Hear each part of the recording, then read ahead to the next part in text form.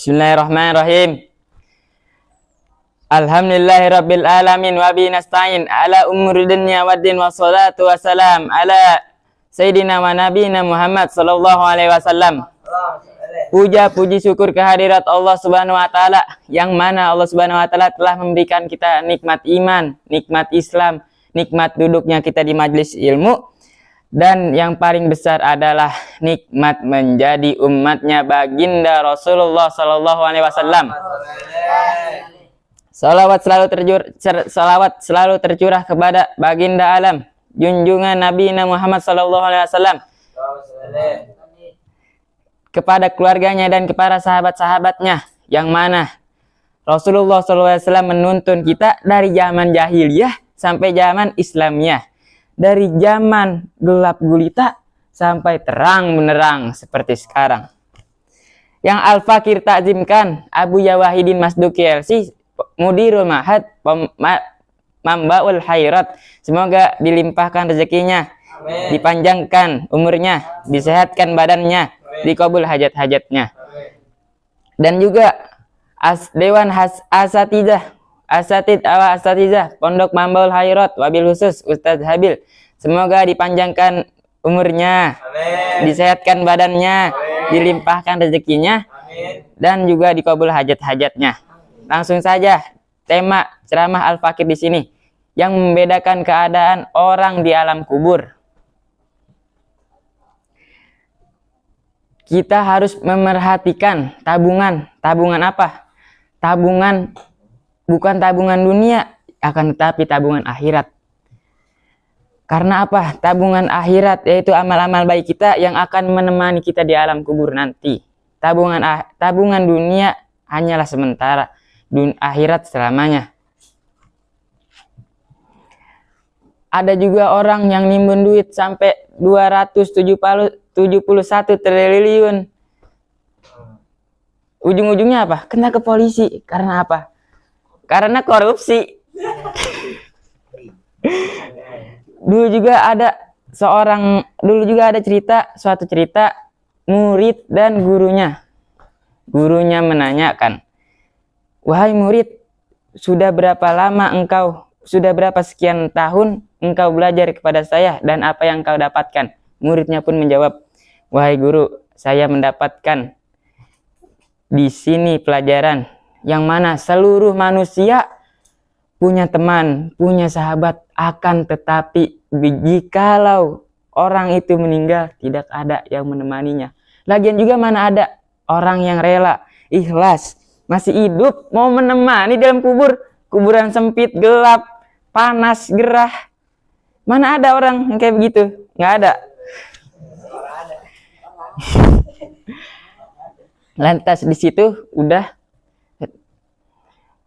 dan saya akan menjadikan amal-amal kebaikan saya akan menjadi teman saya di alam kubur nanti.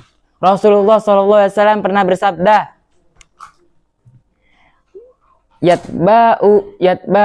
yatba'ul maita salah satun fayarji usanani wayabko ma'ahu wahidun wayatba'u ahluhu wa maluhu wa amaluhu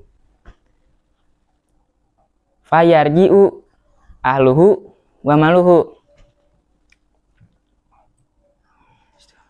wayabko amaluhu.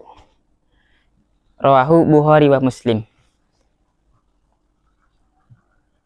Yang mengikuti mayit ada 3 hal. Yang pertama, ada 3 hal. Yang dua kembali pulang, yang satu akan tetap bersamanya di alam kubur. Yang mengikutinya keluarga, harta, dan amal-amal.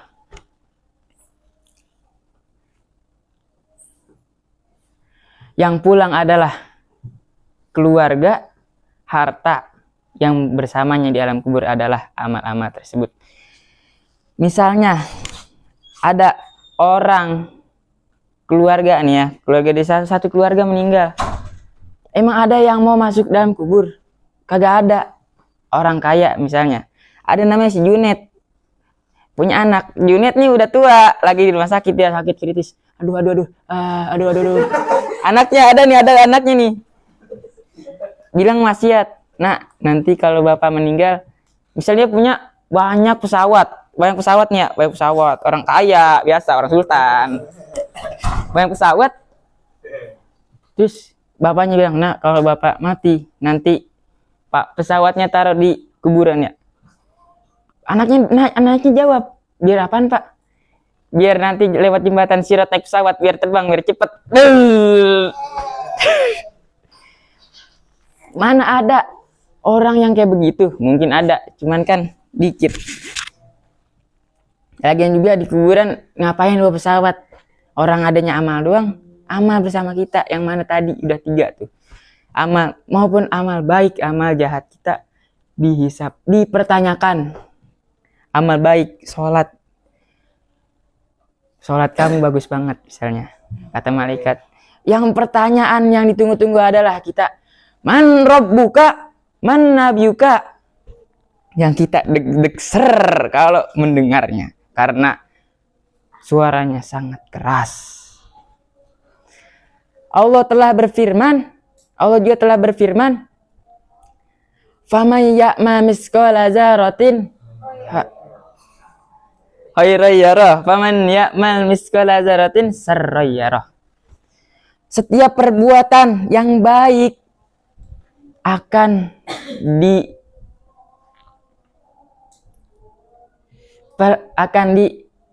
melihat balasannya, dan perbuatan yang buruk akan melihat balasannya. Quran surat Al-Zalzalah ayat 7-8. Semisal yang baik, hal yang sepele, kita mengambil debu di masjid, satu saja kita masukin ke kantong, dapat pahala nggak? Dapat. Itu baru satu hal sepele, satu doang, satu debu kita kantongin, dapat pahala satu. Apalagi kita bersihin semua masjid dalamnya, kita berapa banyak begitu pahala. Dan perbuatan remeh yang buruk, salah satunya misalnya kita ngatain temen, si Ono ada si gendut sama hitam, kita ngatain karena kita ganteng kan ya, putih, woi gendut, woi hitam, sini.